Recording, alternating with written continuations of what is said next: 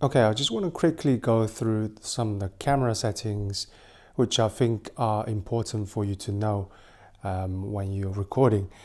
Don't worry about the way it looks on this camera because it's impossible for me to do the settings for every single camera that's in existence. But it will have similar names, if not the same, at different place slightly. But the technical, the knowledge, the reasoning behind each setting will be applicable to same, even from a mobile phone setting to a complicated camera like this. Okay, let's first talk about ISO, also known as ISO. Basically, ISO is what you increase and decrease the picture brightness to darkness. Now, on some cameras, you can have dual ISO, which means it can be capable of two different native ISO, and you'll be able to make it look really nice and crisp and clean during dark scenes. So on this camera, we have native ISO as well. For during normal scenes, I would not recommend always stick to native ISO because native ISO would give you least amount of noise. What I mean by noise is that if there is a little bit dots too dark and stuff, you'll see those little dots and noise coming through. Stick to native ISO would always recommend it. Some cameras won't have the native ISO written like this, so you got to look in the instruction manual or search online what the native ISO is. Some is 800, the Blackmagic for example was 400. So if it's too dark on the native ISO, you need to add more light and not necessarily increase the ISO, which you can see makes it brighter. But then what situations would you increase and move away from the native ISO? Is sometimes you just want that brightness little bit and it's not I guess, too much of a scene that you bother with. Maybe it's a documentary and you're okay with the noise. That increase little bit ISO is okay. Now this one has dual ISO, which means during night scenes I can switch to 5000. So it's not very dark here, but at 5000 when it's like a street light, that will still look pretty good. So remember, go as low as you can for the ISO. If it didn't have native, most of them have. If it has, just stick to native ISO. If it's too dark, then add light. If it's too bright, then what we're going to talk about next is ND. This camera has built-in ND, and I'm assuming most cameras don't have built-in ND. What that means is you need to screw a filter on the outside of your lens to make it darker. So you use ND when there is light that's too bright. For example, outside normally, if the sun's too harsh, it's going to overexpose everything. So you put ND on like this. You can see it's applying a layer of ND. Also, indoors you can use ND to when you shoot something like this outside the window. It's not too harsh. Or if you want to make it look like as if it's evening, you can keep increasing ND so it gets darker and darker and darker. And this obviously will be too underexposed. So this is daytime right now. If you want to make it evening time, I would probably increase it to about here, or maybe one more, and add a bit light, obviously, around the window to show more details in the room. But that's another reason to use ND.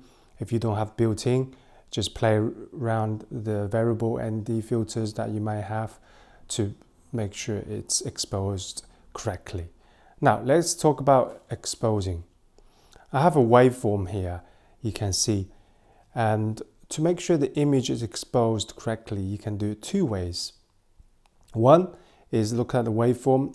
If it's too high at the top, so let's say for example, let's increase the ISO just to show you to the highest, you'll see that all this is squashed at the top. That means it's definitely not exposed correctly. It's overexposed, it's all pushed to the top.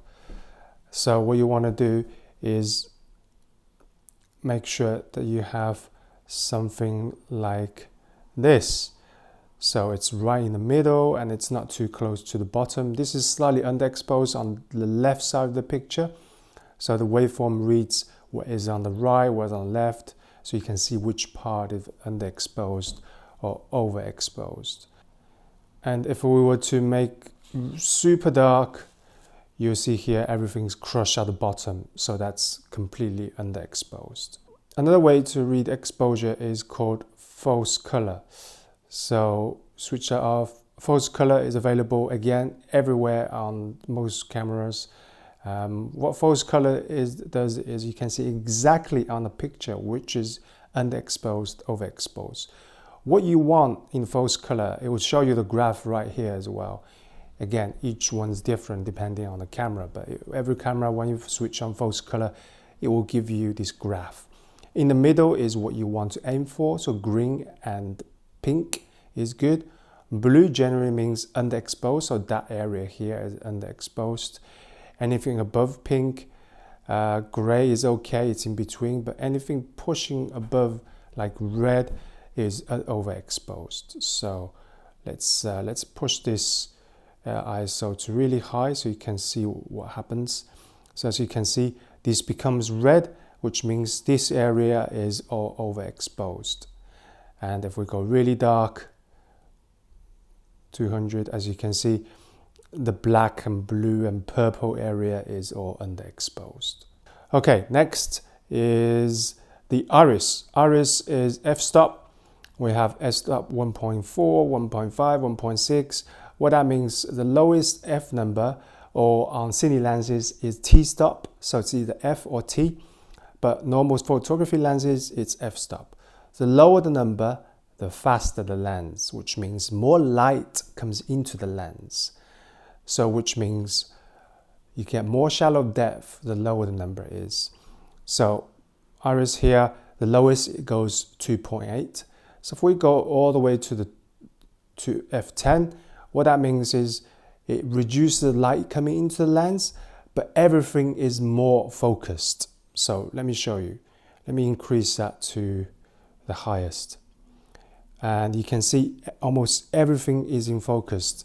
Even if I put my arm here, you can see the arm is focused, maybe a little bit blur in the background, but not too much. However, if we switch to 2.8, and let's get that back to maybe about here.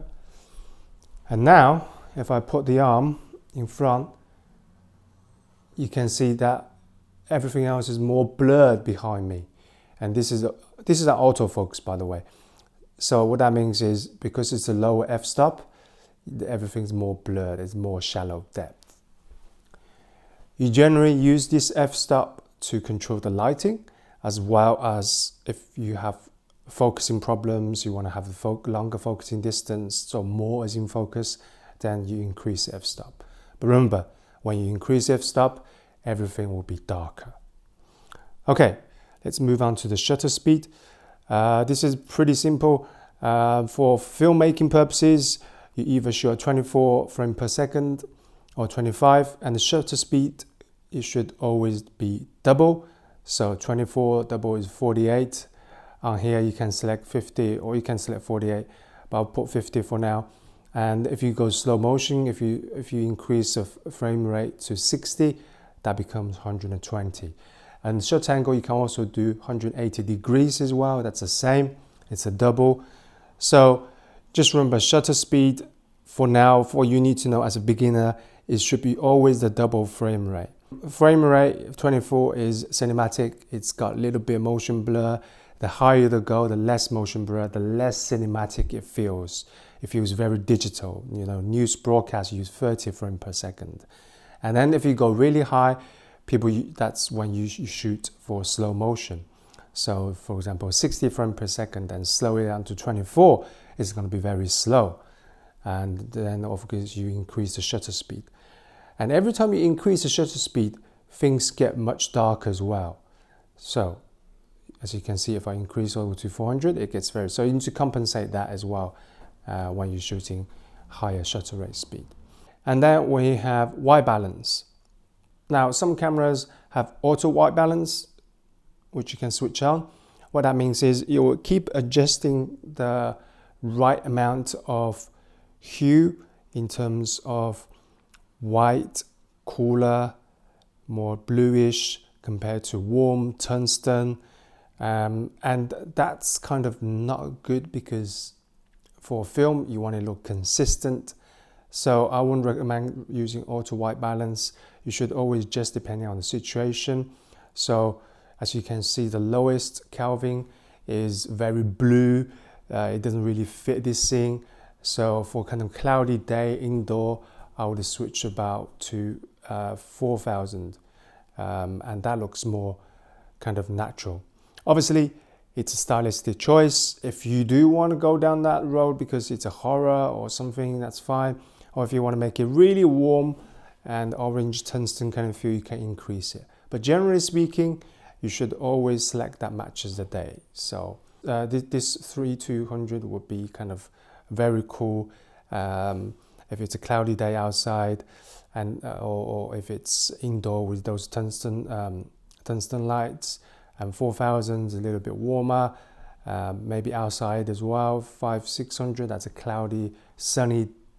5600 is a sunny day, and then this goes to really warm.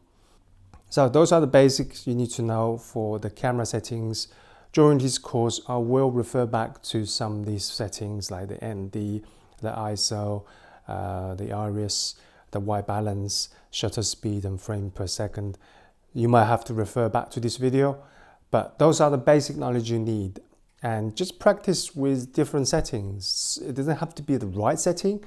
You can just mess about and you'll see what works and what doesn't, so that you understand what white balance means. You understand what happens if you switch to high frame per second and the shutter speed isn't quite right. What happens if you overexpose? What happens if you low ISO? But if you follow my guideline in terms of setting the right ISO and ND, you should have more or less perfect image when you're recording. Okay, so those are the camera settings. I hope you understand. Let's move on to the other section.